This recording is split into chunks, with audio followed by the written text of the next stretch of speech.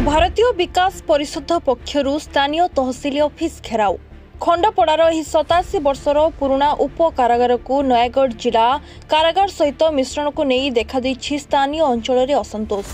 गत 7 तारिख दिन राज्य सरकार गृह विभाग पक्षरु खंडपड़ार उप कारागार को स्थानांतर नहीं आदेश जारी करा जायछि।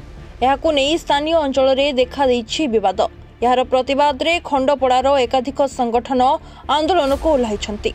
सेपटे स्थानीय क्रियानुष्ठान कमिटी पक्षरु दाबी करा जायछि कि सरकार उप कारागार स्थानांतर निष्पत्ति को परिवर्तन न कले अनिर्दिष्ट काल पर्यंत जेल सम्मुखरे धारणा दियाजिब। गृह विभाग निष्पत्ति को विभिन्न दल एवं संगठन पक्षरु तीव्र निंदा कराजिबा सह सरकार आदेश को तुरंत परिवर्तन करंतु बोली स्थानीय बासिंदा सह आईनजीवी माने सरकार को चेतावनी दैछन्ति। खंडपड़ा रे एडीजे कोर्ट स्थापन सह उप कारागार स्थानांतर निष्पत्ति परिवर्तन पई दाबी होईछि। सब चक्रांत करिके हमर ऑफिसर माने खंडपड़ा रे किछि न रखिया पई से चाहुसंती। एठो मेडिकल टा स्थानांतरित कर देले, तापरे जेल टा को वर्तमान स्थानांतरित करिवे नयागढ़ लागिसंती। वर्तमान खंडपड़ा तार पाख पाख अंचल बहुत लोक असुविधार पड़िबे जेल गला माने। आ आमे कोन जिबु नयागढ़ रे धर के गोटे जेल राति रे आमे बेल पे आगो नयागढ़ गला तो बेल सरी जाइतो तार तो आसी परिबो ने ना लाभ कोन बेल टा करी पैसा लोक खर्च करिवे। हां क्रिमिनल कोटाई पळेला नयागढ़।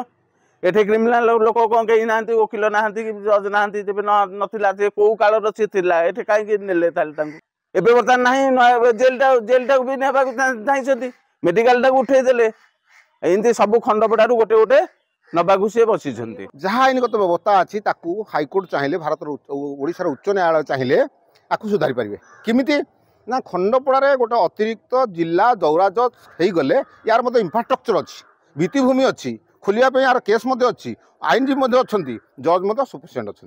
तेणु गोटे अतिशीघ्र गोटे अतिरिक्त जिला दौरा जज एठार खोला गले साधारण जनता बहुत सुविधा हे एवं जस्टिस डोर टेप लिखी आईन तुम दुआर पाखे आज पहुँचलानी।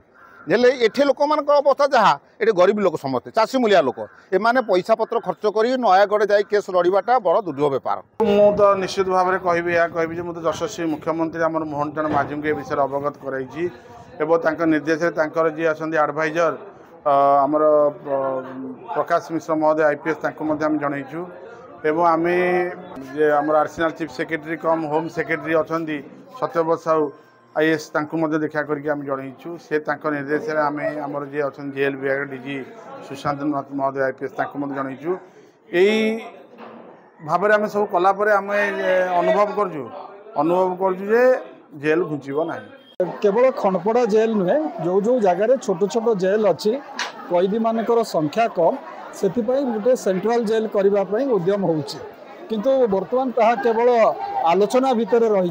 मुख्यमंत्री तार पुनर्विचार करिवे। मोर आशा और विश्वास जेतेबेले समग्र राज्य हम सेतेबेले ताहा विचार को नियाजिवो, केवल खंडपड़ा विशेष भाव में ये निष्पत्ति हम। Nayagarh Manas Kumar Sahu report reporters today.